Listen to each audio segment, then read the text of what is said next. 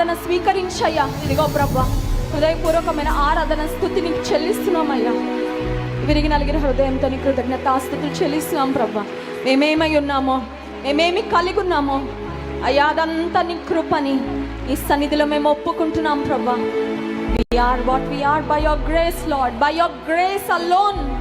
నీ కృప మాత్రమే ప్రభా. నీ కృప తప్ప మరి ఏది కాదయ్యా. నీ కృప తప్ప మరి ఏది కాదు. నీ సన్నిధిలో ఆశ తీరా నిన్ను ఆరాధించుకొని గొప్ప భాగ్యము మాకు ఇచ్చావు ప్రభా. నీలో ఆనందించే గొప్ప భాగ్యం మాకు ఇచ్చావయ్యా. స్తోత్రం తండ్రి, స్తోత్రం తండ్రి, స్తోత్రం తండ్రి. నీ కృతజ్ఞతాస్తుతులు చెల్లించుకుంటున్నాం ప్రభా.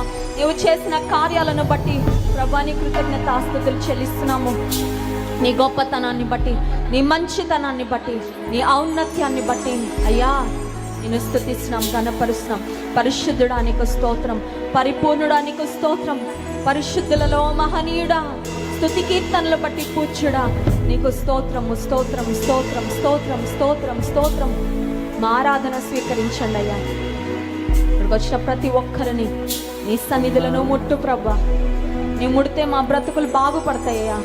మా మనస్సులు మారుతాయి ప్రభా. మా హృదయాంతరంగాలు మార్పు చెందుతాయ్యా. మేము రూపాంతరము చెందుతాం ప్రభా. మమ్మల్ని ముట్టండి నాయన. నీ దైవికమైన స్పర్శ ఇక్కడ మేమందరం అనుభవించగలిగినట్లు సహాయం చేయండి. Lord, we want a special visitation from you today, Lord.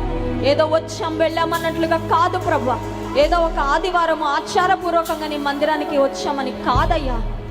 ఆత్మ సంబంధంగా నీ సన్నిధిలో నిన్ను ఆరాధించడానికి, నీ మాటలు వినడానికి, నూతన అనుభవాలతో, నూతన హృదయంతో, నూతనమైన ఆశతో, నీ కొరకు నూతనమైన బలముతో ప్రభా.